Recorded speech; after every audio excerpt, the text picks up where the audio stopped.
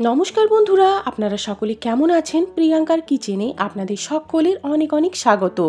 আজকে 26শে জানুয়ারি, আপনাদের সকলকে জানাই গণতন্ত্র দিবস বা প্রজাতন্ত্র দিবসের অনেক অনেক শুভেচ্ছা অভিনন্দন। এটি আমাদের ভারতের রাষ্ট্রীয় পর্ব। আজকের এই বিশেষ দিনটাতে তৈরি করছি ট্রাইকালার স্যান্ডউইচ। এখানে কড়াইশুঁটি নিয়েছি, 5 মিনিট সেদ্ধ করে তারপর ঠান্ডা জলে ভিজিয়ে রেখেছিলাম। কাজু, কাঁচা লঙ্কা ও নুন দিয়ে পেস্ট তৈরি করে নিলাম। কড়াইশুঁটিটা যদি গরম জলে সেদ্ধ করে তারপর ঠান্ডা জলে ভিজিয়ে রাখা হয়, এতে সবুজ কালারটা বজায় থাকে। একটা গাজর নিয়েছি, গাজরের খোসাটা আগে ছাড়িয়ে ধুয়ে রেখেছিলাম, এবার গ্রেড করে নিচ্ছি। আজকে আমি ট্রাইকালার স্যান্ডউইচের জন্য এই সবজিগুলো ব্যবহার করছি। এটা ভীষণই হেলদি আর খেতেও কিন্তু দুর্দান্ত হবে। গ্রেড করা হয়ে গেছে। একটা ফ্রাইং প্যান নিয়েছি, সামান্য একটুখানি তেল দিয়ে দিলাম। এবার ওর মধ্যে গাজরটা দিয়ে কিছুক্ষণ সতে করে নেব, যাতে কাঁচা ভাবটা চলে যায়। গাজর আমরা এমনিও কাঁচা স্যালাডে খেতে পারি। সামান্য একটু নুন আর একটুখানি হলুদ দিয়ে দিলাম, এতে কালারটা খুবই ভালো আসবে। জাস্ট 4 to 5 মিনিটস আমি সতে করে নিলাম। এবার ঠান্ডা করে এটা পেস্ট তৈরি করে নেব। এইভাবে যদি স্যান্ডউইচ তৈরি করে বাচ্চার টিফিনে দেওয়া হয়, তারা কিন্তু ভীষণ খুশি হয়ে যাবে। দেখতেও বেশ আকর্ষণীয় আর খেতেও কিন্তু খুবই সুস্বাদু।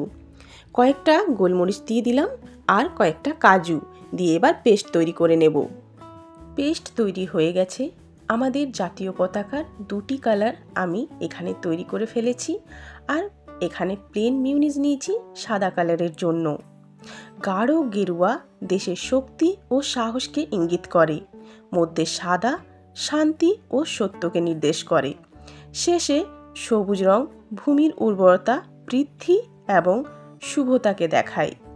এই হচ্ছে আমাদের জাতীয় পতাকার 3টি কালারের আসল উদ্দেশ্য। এভাবে আমি স্যান্ডউইচগুলো তৈরি করে নিলাম। এবার চলুন লেয়ার বাই লেয়ার এগুলোকে সাজিয়ে দেব।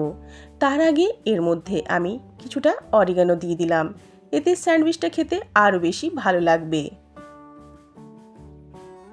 প্রথমে দিলাম গেরুয়া কালার, তারপরে সাদা, আর তারপরে সবুজ, আর একটা প্লেন ব্রেড দিয়ে দিলাম। একটা ফ্রাইং প্যান নিয়েছি, তার মধ্যে একটুখানি ঘি গ্রিজ করে দিলাম। এবার স্যান্ডউইচটাকে সেঁকে নিতে হবে।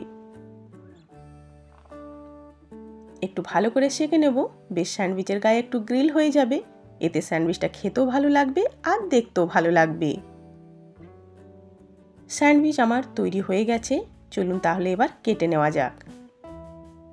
কেটে পরে তারপরে এটাকে সাজিয়ে দেওয়া হবে। তাহলে এই ট্রাইকালার স্যান্ডউইচটা আপনাদের কেমন লাগলো? অবশ্যই বাড়িতে তৈরি করুন। বাড়ির ছোট বড় সকলেই কিন্তু ভীষণ পছন্দ করবে। খেতেও বেশ ভালো, হেলদি, অথচ আমাদের আজকের বিশেষ দিনে বিশেষ এই স্যান্ডউইচটা তৈরি করলাম আপনাদের সকলের জন্য। যদি এই স্যান্ডউইচটা আপনাদের ভালো লেগে থাকে তাহলে লাইক কমেন্ট শেয়ার করবেন আর প্লিজ আমার চ্যানেলটাকে সাবস্ক্রাইব করবেন।